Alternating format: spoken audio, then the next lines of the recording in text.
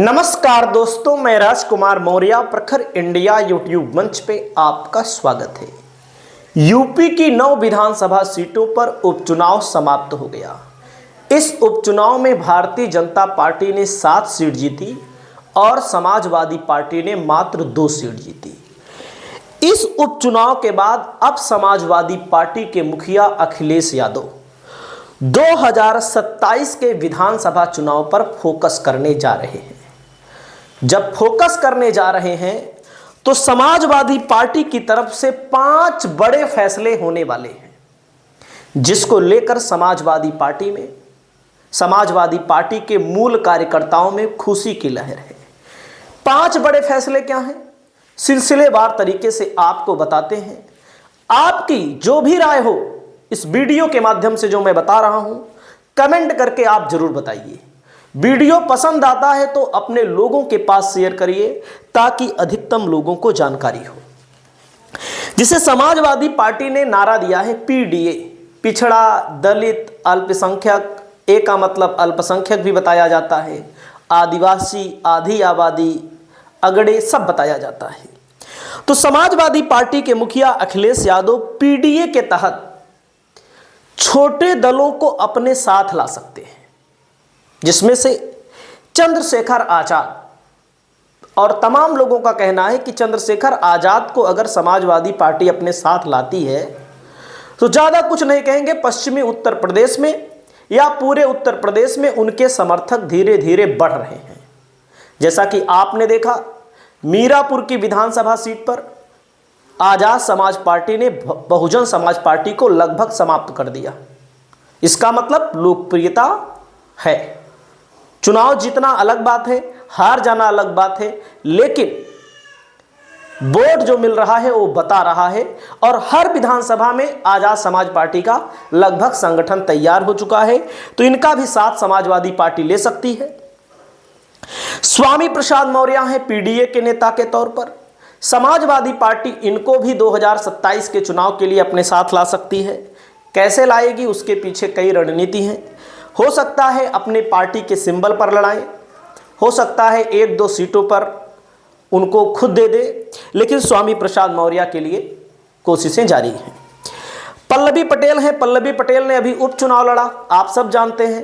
केशव प्रसाद मौर्य को उन्होंने हराया था, आप सब जानते हैं। समाजवादी पार्टी के सिंबल पर लड़ी थी, लेकिन अकेले लड़ रही है। देखो, जमानत क्या, 1000-1500 वोट भी नहीं प्राप्त कर पा रही हैं। लेकिन अगर वो समाजवादी पार्टी के साथ आ जाती हैं, समाजवादी पार्टी को भी फायदा होता है उससे, और पल्लवी पटेल को भी फायदा होता है। तो पल्लवी पटेल इनके साथ रहेंगी।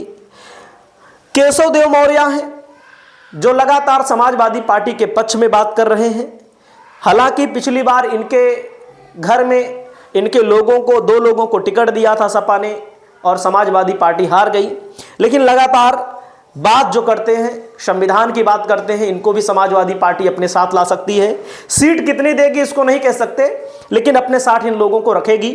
और महेंद्र राजभर हैं जिनकी पार्टी बनी है, जो पहले उनके पार्टी में थे, राजभर चच्चा की पार्टी में थे, जो आजकल राजभर अखिलेश यादव के खिलाफ खुलकर बोल रहे हैं। तो आप समझ सकते हैं छोटे दलों को अपने साथ लाएगी।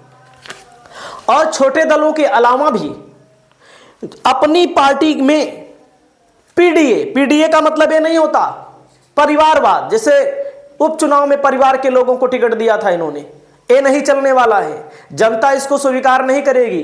उपचुनाव वैसे भी आप हार गए, मजबूत लोगों को टिकट आपने दिया तब भी आप चुनाव हार गए। तो इसका मतलब है कुर्मी, मौर्य, निषाद, राजभर, चौरसिया, नाई, कुम्हार, लोहार, प्रजापति, अनुसूचित जाति, ऐसे तमाम लोगों को अब की बार समाजवादी पार्टी टिकट देने वाली है।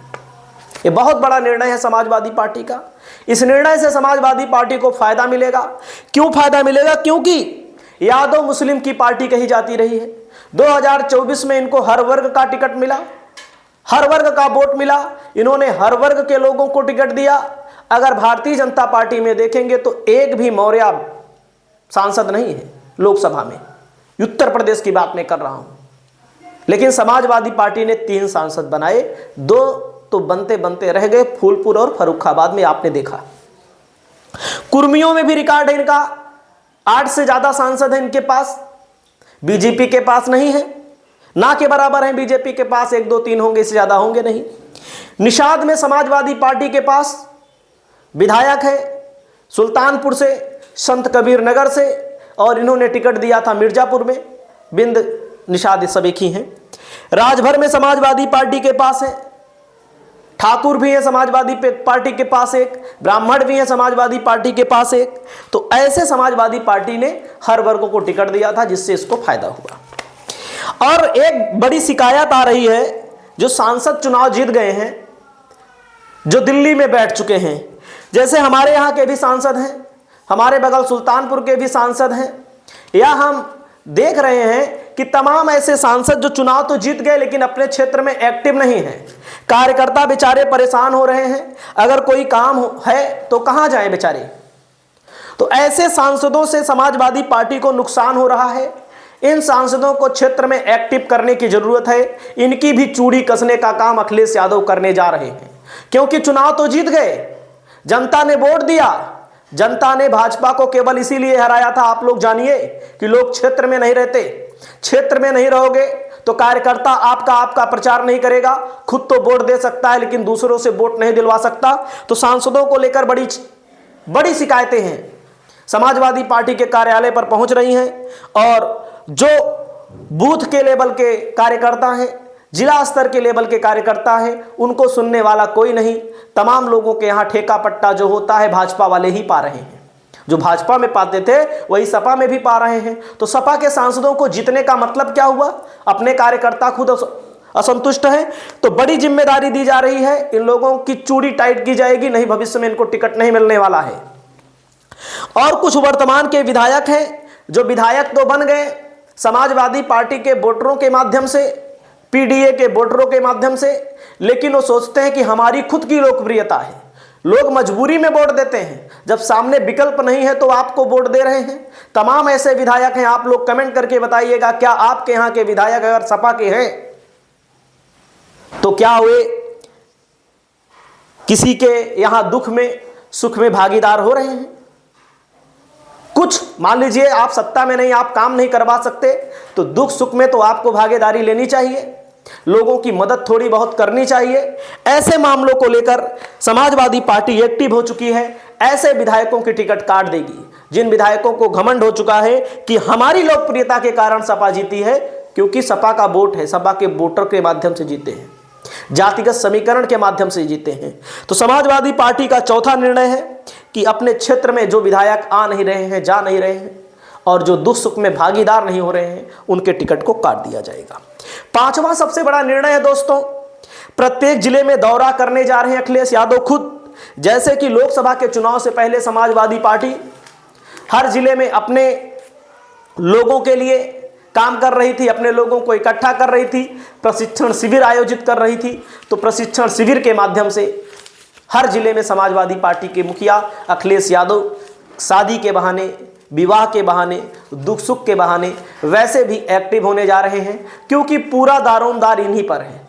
बाकी पार्टी के अंदर चाहे जो नेता हों, इन पर है, शिवपाल सिंह यादव पर है, धर्मेंद्र यादव पर है, या और भी पार्टी के नेता हैं, बाबू सिंह कुशवाहा हैं पीडीए के माध्यम से, और भी नेता हैं इनके पास। तो सबको लगाने जा रहे हैं। आपकी क्या राय है? आप अपनी राय को बताइएगा। नमस्कार।